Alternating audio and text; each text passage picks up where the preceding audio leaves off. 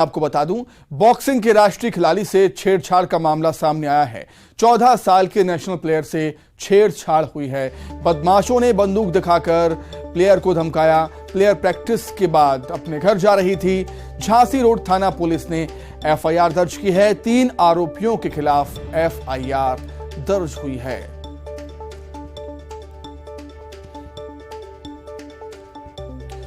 ग्वालियर से बड़ी खबर हम आपको बता रहे हैं, जहां बॉक्सिंग के राष्ट्रीय खिलाड़ी से छेड़छाड़ का मामला सामने आया। 14 साल की नेशनल प्लेयर से छेड़छाड़ हुई। बदमाशों ने बंदूक दिखाकर धमकाया। प्लेयर प्रैक्टिस के बाद अपने घर जा रही थी। झांसी रोड थाना पुलिस ने एफआईआर दर्ज की है। 3 आरोपियों के खिलाफ एफआईआर दर्ज हुई है।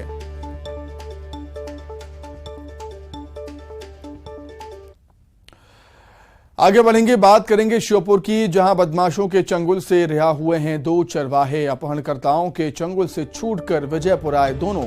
रिहा हुए चरवाहों के नाम गुड्डू बघेल और भरत बघेल हैं। चरवाहों को बदमाशों से छुड़वाने राजस्थान के जंगलों को छान रही है पुलिस। फिलहाल दोनों चरवाहे डरे हैं और सहमे हैं।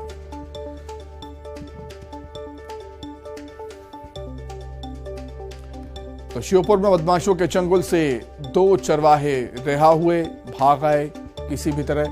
अपहरणकर्ताओं के चंगुल से छूटकर विजयपुर आए हैं ये दोनों। रिहा हुए चरवाहों के नाम है गुड्डा बघेल और भरतू बघेल।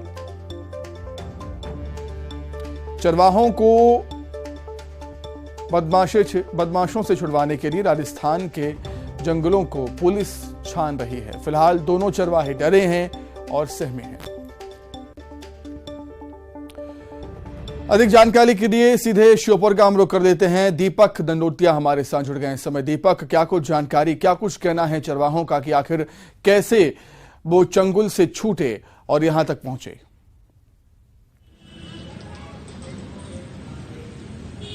जी बिल्कुल सुमित, तीनों चरवाहे अपहरण से मुक्त हो चुके हैं, लेकिन बदमाशों का अभी तक कोई सुराग नहीं लग सका है।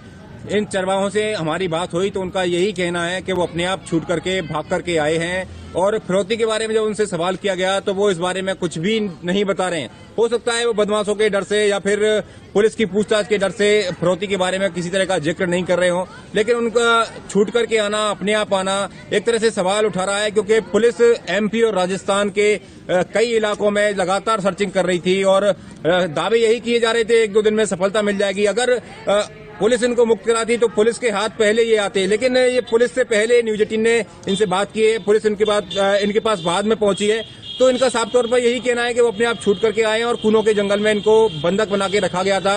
उन्होंने अपनी पीड़ा बताते हुए कहा कि बदमाशों ने उन्हें लगातार मारा पीटा भी था और लगातार परेशान किया था।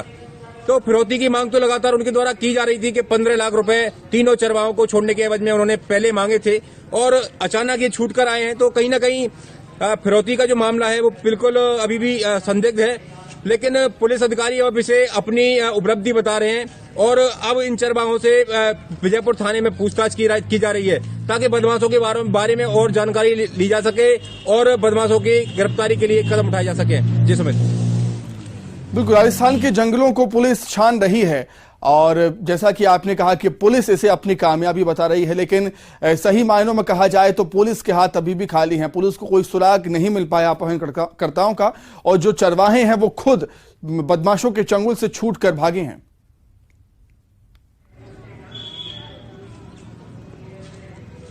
बिल्कुल, बदमाश अगर पुलिस के हाथ बदमाश या चरवाहे पहले आ गए होते तो वो बकायदा प्रेस वार्ता लेती, इसे अपनी उपलब्धि गिराने के लिए मीडिया के सामने आती, लेकिन चरवाहे छूट करके आने के बाद सीधे न्यूज 18 के पास सबसे पहले न्यूज 18 ने बात की है इन चरवाहों से और उन्होंने यही बताया है कि वो अपने आप छूट के आए हैं, उन्हें किसी ने नहीं छुड़ाया।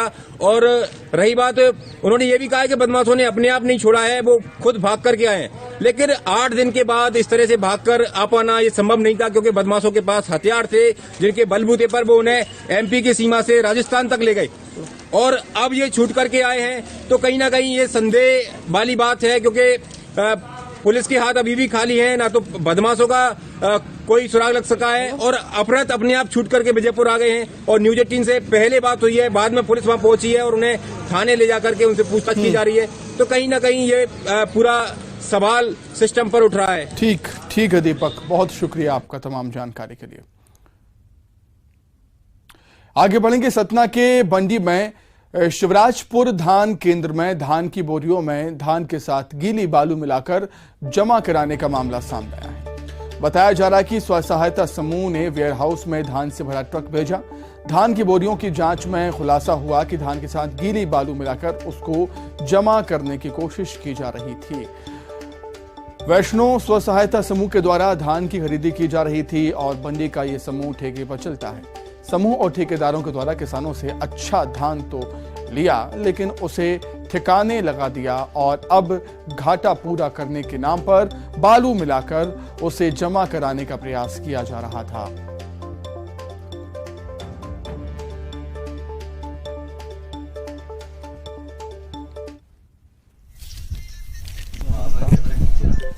तो तस्वीरों में आप देख सकते हैं किस तरीके से जब बोरे को काटा गया तो उसमें गीली बालू धान के साथ मिली हुई आपको नजर आ रही होगी।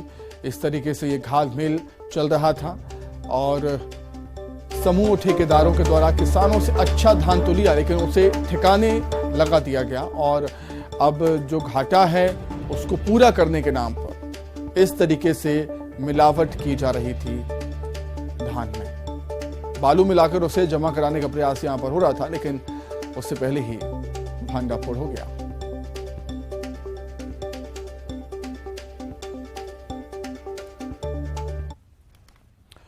खबर ग्वालियर से, जहां एटीएम लूटने वाली अंतर्राज्यीय गैंग का खुलासा हुआ। लूट गैंग का मास्टरमाइंड यशवीर गुर्जर गिरफ्तार हुआ है। ग्वालियर क्राइम ब्रांच ने मेवात से पकड़ा है इसको।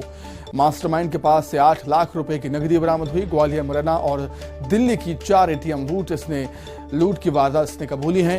राजस्थान के धौलपुर का ये रहने वाला है।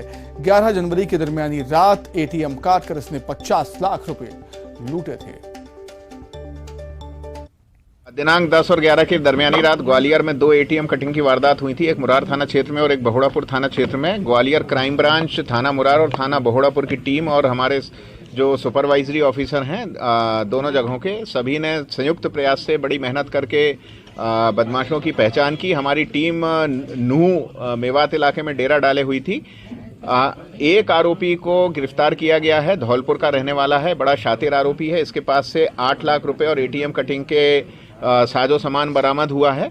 और कुल मिला के घटनाक्रम ये है कि ये जो धौलपुर का रहने वाला आरोपी है, ये ग्वालियर में 5 साल रह के एक कॉन्ट्रैक्टर की इसने गाड़ी चलाई है और ग्वालियर में 2 ट्रक चोरी में और एक टैंकर चोरी में ये बहुड़ापुर और महाराजपुरा से जेल जा चुका है। ऐसे ग्वालियर के चप्पे चप्पे की जानकारी थी, हरियाणा में गई हुई है और हमारा प्रयास है कि जल्द से जल्द उनको गिरफ्तार करके जो चोरी गई रकम है उसकी भी हम बरामदगी कर लें। इसमें पूरी टीम ने बहुत ही अच्छा कार्य किया है और इसमें हमारे अधिक जानकारी के लिए बात करेंगे। ग्वालियर संवाददाता सुशील कौशिक हमारे साथ जुड़े हुए हैं फोन पर। सुशील, निश्चित तौर पर पुलिस की एक बड़ी कामयाबी।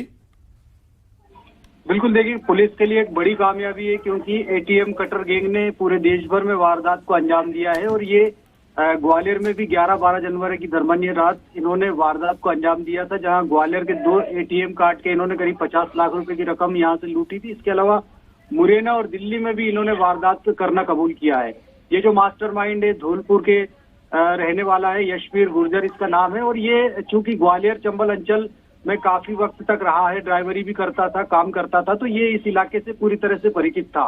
यही वजह कि जब ये जेल गया तो इसकी मुलाकात मेवात गैंग से हो गई। मेवात के जो गैंग के लोग हैं वो एटीएम कटिंग का काम करते हैं और यशवीर उनके साथ मिला और यशवीर ने बाकायदा पूरी मास्टरमाइंड के तौर पर इसमें भूमिका निभाई और ग्वालियर चंबल अंचल के जो एटीएम है उनमें वारदात करने के लिए जो मेवात की गैंग है उसको बुलाया था और उसके जरिए ही इन्होंने वारदात को अंजाम दिया था। तो इसने अभी तक 4 एटीएम कटिंग की वारदात कबूली है, लगभग इससे 8 लाख रुपए की नकदी बरामद की है और पुलिस ने दिल्ली पुलिस ने भी 2 आरोपियों को इस गैंग के पहले गिरफ्तार कर लिया है। तो अब जो बाकी और आरोपी है उनकी पूछताछ की जा रही है, लेकिन कहीं ना कहीं एक बड़ी कामयाबी है ग्वालियर पुलिस के लिए। जो राजस्थान के धौलपुर का रहने वाला है, जो मास्टरमाइंड है यशवीर गुर्जर, ये पुलिस के हत्थे चढ़ा। अब इससे पूछताछ के बाद देश में ही अन्य जगह हुई वारदातों के भी खुलासा होगा।